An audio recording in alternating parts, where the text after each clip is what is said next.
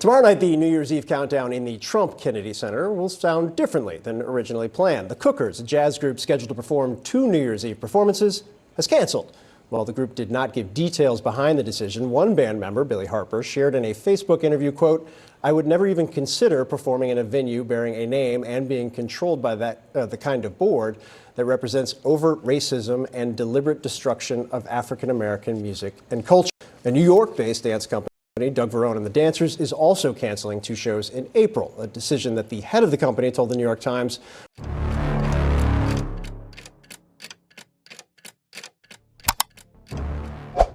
Desde finales de diciembre, la relación entre las instituciones culturales y las decisiones políticas ha seguido un curso atípico. El 23 de diciembre de 2025, el auditorio principal del Kennedy Center, en Washington, registró la menor audiencia de la historia reciente de la tradicional ceremonia conocida como Kennedy Center Honors, retransmitida por la cadena CBS. El evento, que desde hace décadas simboliza la convergencia entre la excelencia artística y el reconocimiento institucional, contó este año con la presencia activa del presidente Donald Trump como anfitrión formal. Sin embargo, lo que debería representar una reafirmación del prestigio cultural del premio coincidió con un delicado hito estadístico. La transmisión atrajo solo a 2.650.000 espectadores, una cifra significativamente inferior a los 4.100.000 del año anterior, que por sí sola ya había sido señalada como el peor rendimiento histórico del programa. La caída, superior al 30% en un solo ciclo anual, provocó reacciones inmediatas en los círculos políticos, artísticos y jurídicos, que apuntaban a algo más que una simple fluctuación en los índices de audiencia. El impacto del episodio no se limitó a lo que ocurrió dentro de la sala en ese momento. La huida de artistas comenzó días antes de la transmisión oficial, con una sucesión de cancelaciones que adquirió contornos institucionales después de que el Consejo Administrativo del Kennedy Center, compuesto actualmente en su mayoría por personas designadas por Donald Trump, votara por unanimidad una medida controvertida: la inclusión del nombre del expresidente en la fachada del edificio, junto a la designación original dedicada a John F. Kennedy. La decisión provocó la retirada pública de grupos programados para futuras actuaciones, entre ellos bandas de jazz, compañías de danza y artistas individuales. Uno de los primeros en pronunciarse fue el grupo The Cookers, seguido de otros nombres que, a pesar de las pérdidas económicas admitidas, sostuvieron que permanecer en el evento no era compatible con sus principios. Entre bastidores, muchos interpretaron esta medida como un síntoma de la creciente politización de espacios históricamente preservados, de conflictos partidistas directos. En respuesta, los administradores del Kennedy Center anunciaron su intención de emprender acciones legales contra los artistas que incumplieran los contratos previamente firmados. Uno de los casos más emblemáticos es el del músico Chuck Red, objeto de una notificación extrajudicial de la institución que menciona una posible demanda de $1 millón por daños y perjuicios asociados a su renuncia. Aunque la mayoría de las acciones aún se encuentran en fase preliminar, el gesto señala un intento del nuevo Consejo de establecer un precedente institucional sobre lo que considera un incumplimiento contractual inadmisible motivado por posiciones políticas. Paralelamente, artistas como Christy Lee reforzaron públicamente que su decisión se basó en la percepción de que el intento de reconfigurar la identidad del centro equivalía a una interferencia en la memoria colectiva. Las manifestaciones cobraron amplitud en las redes sociales y terminaron estimulando nuevas renuncias, incluso de grandes nombres del teatro musical. La legalidad del cambio de nombre de la institución pasó entonces a ser objeto de impugnación formal. La congresista Joyce Beatty, representante del estado de Ohio, presentó una demanda judicial que cuestiona la legitimidad del acto administrativo realizado por el Consejo, basándose en la legislación federal de 1964 que creó el Kennedy Center como memorial permanente al presidente asesinado. El texto original, sancionado por Lyndon Johnson, establece que cualquier cambio en la nomenclatura solo puede realizarse con la aprobación explícita del Congreso. Según el argumento de la congresista, al promover una modificación sin autorización legislativa, el Consejo habría sobrepasado los límites de su competencia estatutaria, lo que constituiría una afrenta a la integridad del dispositivo legal y al propio concepto de homenaje institucional. La cadena CBS, responsable de la retransmisión de la ceremonia, también adoptó una postura contraria a los cambios visuales implementados en el lugar. En lugar de utilizar la nueva nomenclatura en los créditos y materiales promocionales, la cadena optó por mantener la designación original, alegando su compromiso con el cumplimiento de la legislación federal.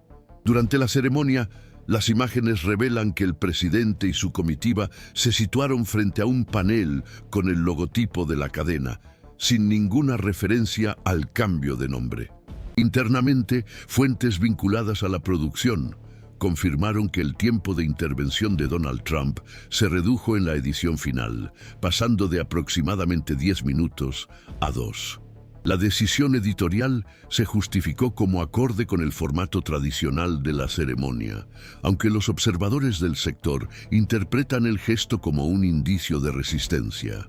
Al mismo tiempo, medios especializados como Rolling Stone informaron de una serie creciente de cancelaciones por parte de artistas y productores, incluido el cierre anticipado de una temporada del musical Hamilton. La suma de estos episodios convirtió lo que podría haber sido una controversia puntual en un nuevo foco de tensión institucional, en el que convergen simultáneamente aspectos legales, políticos y culturales. Aunque la disputa judicial sobre la legalidad del cambio de nombre se encuentra en sus etapas iniciales, las repercusiones prácticas ya están afectando la programación, la financiación y la imagen pública de la institución, lo que sugiere que el episodio está lejos de resolverse.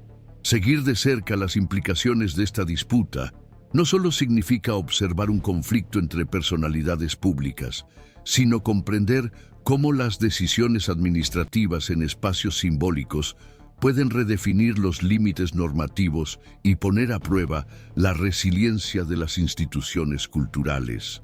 Por eso, análisis como este pretenden ofrecer una mirada atenta a las repercusiones que aún están en curso.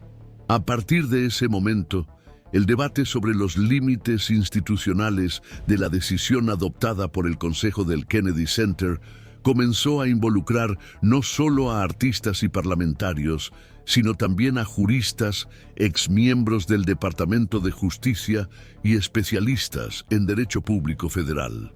La ley que creó formalmente el centro, aprobada en 1964, establece claramente que cualquier cambio en su estructura, incluido el nombre, requiere la autorización del Congreso de los Estados Unidos.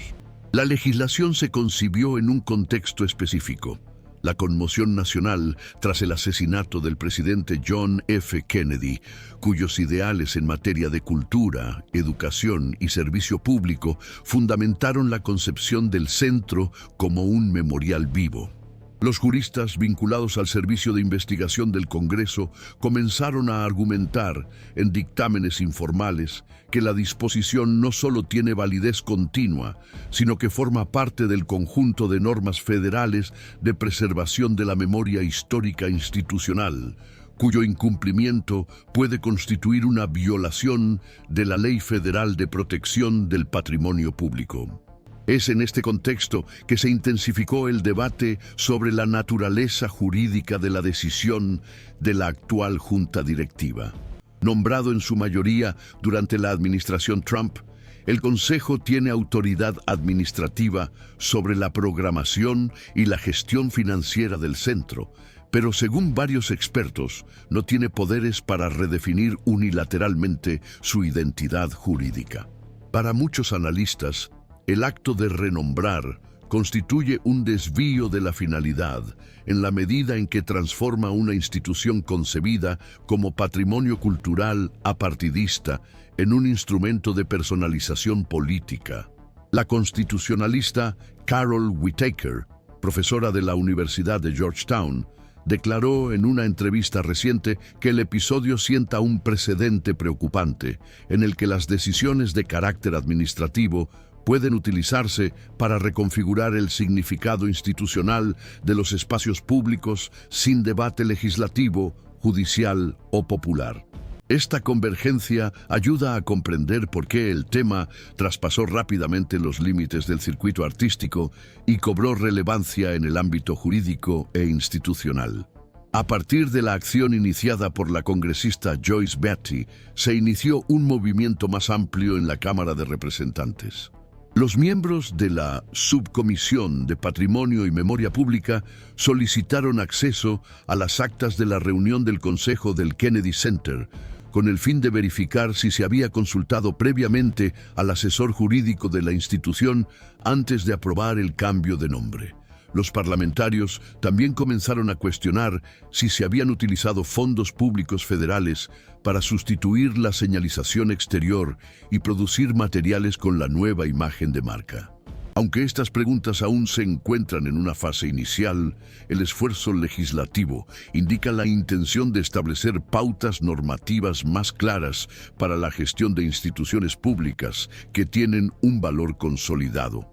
En el Senado, a pesar del silencio institucional hasta el momento, los senadores de la Comisión de Asuntos Gubernamentales ya han mostrado informalmente su interés en seguir los acontecimientos, sobre todo ante la posibilidad de una amplia judicialización.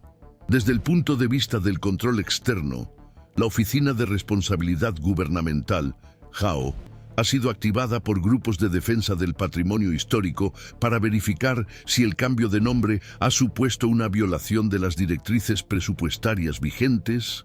La GAO tiene competencia para auditar el uso de fondos federales en instituciones culturales vinculadas al Congreso, y su eventual pronunciamiento puede influir en el ritmo y la profundidad del análisis legislativo en curso. Además, organizaciones como el National Trust for Historic Preservation comenzaron a emitir comunicados, alertando sobre el riesgo de que el episodio siente un precedente para cambios unilaterales en otros hitos federales, especialmente aquellos que rinden homenaje a figuras vinculadas a periodos de reconstrucción institucional o avance democrático. La posición de estas entidades contribuye a reforzar la interpretación de que el caso del Kennedy Center no se refiere solo a una disputa sobre la nomenclatura, sino a una tensión más amplia sobre los criterios de preservación de la memoria pública en entornos democráticos. También llama la atención la reacción de parte de la comunidad jurídica ante el intento del Consejo del Centro de procesar a los artistas que cancelaron sus actuaciones.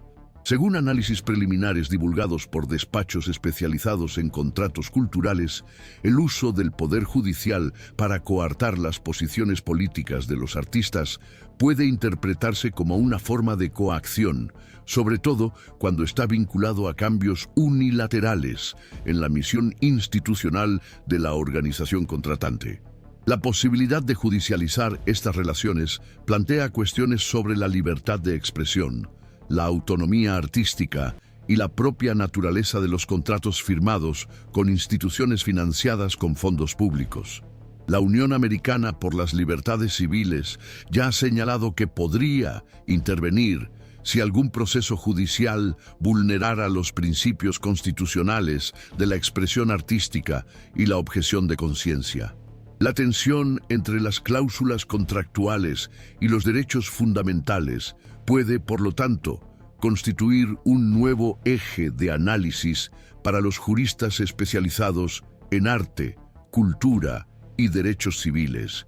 Mientras tanto, el comportamiento de los medios de comunicación tradicionales y las plataformas digitales en relación con la controversia ha sido objeto de observación.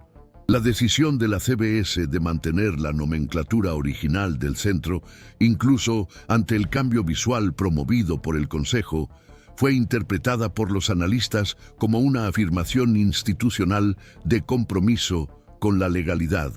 La cadena justificó su postura basándose en la legislación federal y en la ausencia de una decisión judicial que modificara formalmente el nombre. Por su parte, medios de comunicación como el Washington Post, el New York Times y Rolling Stone ampliaron la cobertura del caso, revelando los entresijos de la decisión, testimonios de artistas y posiciones de congresistas. La exposición continua del tema tiende a reforzar la percepción pública de que el intento de renombramiento no es solo un gesto aislado, sino una intervención con consecuencias institucionales duraderas. La persistencia de la cobertura también crea un entorno propicio para que otras instituciones culturales revisen sus protocolos de gobernanza, en previsión de posibles disputas futuras de naturaleza similar. En esta etapa, es importante observar que el valor de los análisis continuos y basados en hechos documentales reside precisamente en la capacidad de seguir la evolución de estos procesos con coherencia, sin adherirse a versiones apresuradas o interpretaciones inmediatas. Por esta razón, los espacios de seguimiento crítico tienen una relevancia creciente ante episodios que desafían el funcionamiento regular de instituciones consolidadas. Continúan las divergencias sobre la dimensión institucional y jurídica del episodio relacionado con el intento de redefinir el nombre del Kennedy Center.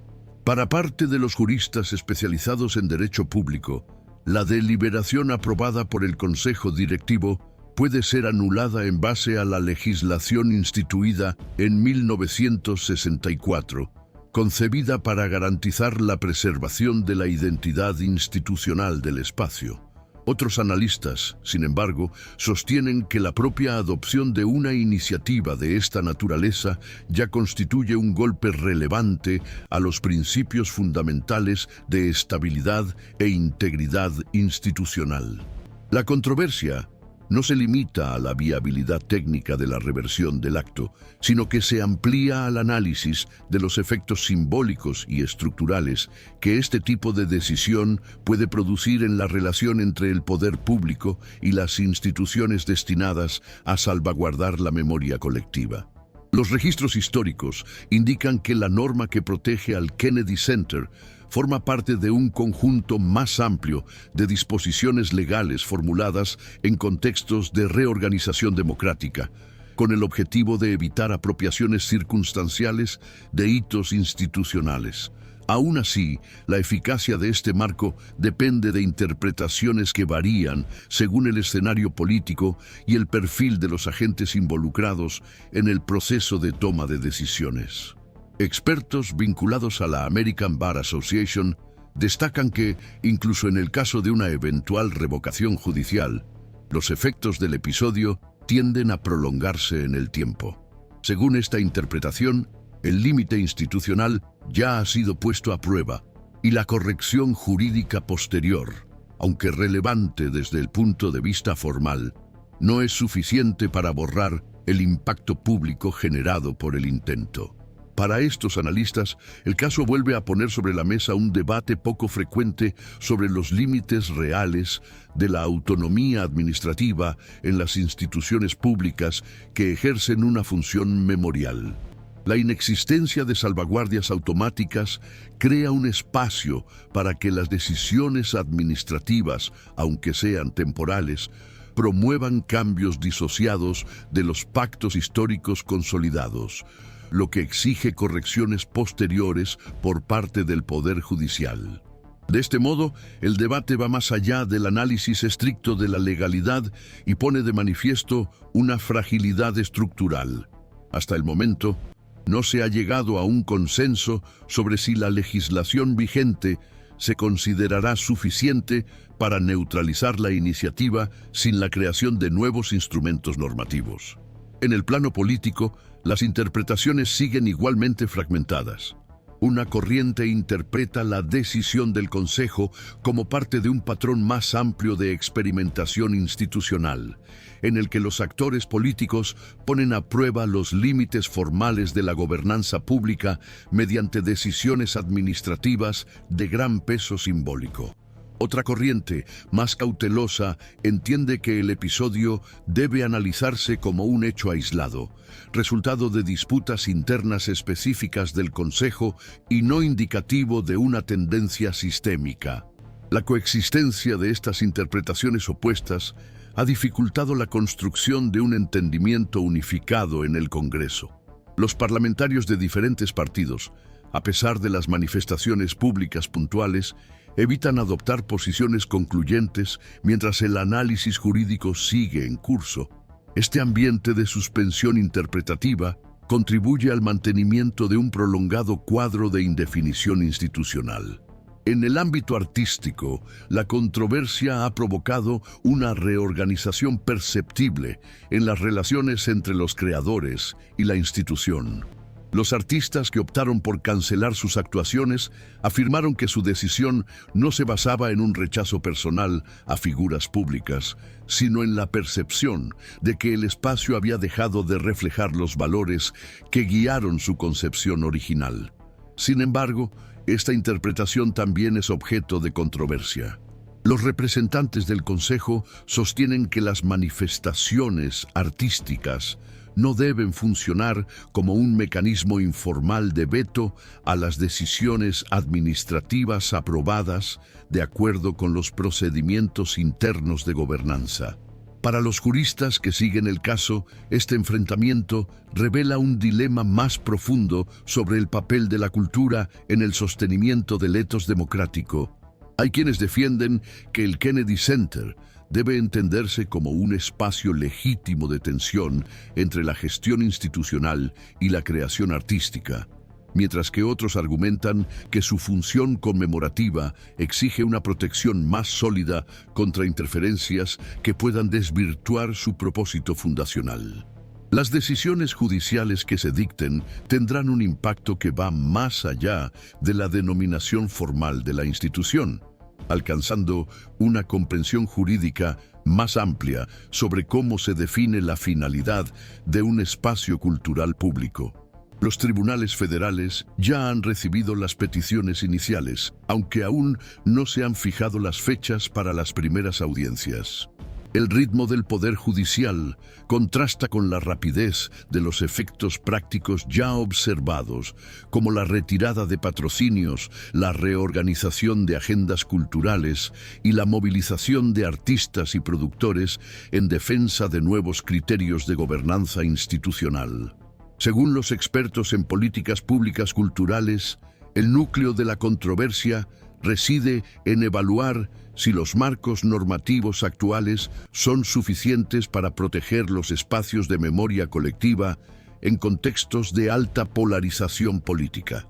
La ausencia de directrices más consistentes puede favorecer la recurrencia de episodios similares en otras instituciones, produciendo un nuevo tipo de inestabilidad administrativa. Como observación complementaria, los estudiosos dedicados a la gobernanza cultural en el ámbito internacional han citado el caso del Kennedy Center como ejemplo de la vulnerabilidad de las instituciones públicas, incluso en democracias consolidadas. Las comparaciones con centros culturales europeos y organismos multilaterales dedicados a la protección de la memoria indican que modelos más sofisticados de blindaje institucional podrían reducir el margen para intervenciones administrativas controvertidas. Sin embargo, la adopción de estructuras de este tipo dependería de un amplio consenso legislativo y del reconocimiento público de la relevancia sistémica del tema, elementos que aún no se han manifestado claramente en los debates en curso en el Congreso de los Estados Unidos de América. El desenlace del caso dependerá en gran medida de la forma en que el sistema político y jurídico interprete la tensión entre la autonomía administrativa y la preservación institucional. Ante un escenario en el que las interpretaciones siguen abiertas y las ramificaciones institucionales aún se encuentran en una etapa inicial, es fundamental seguir de cerca la evolución de este proceso para comprender los límites prácticos de la protección institucional en los regímenes democráticos.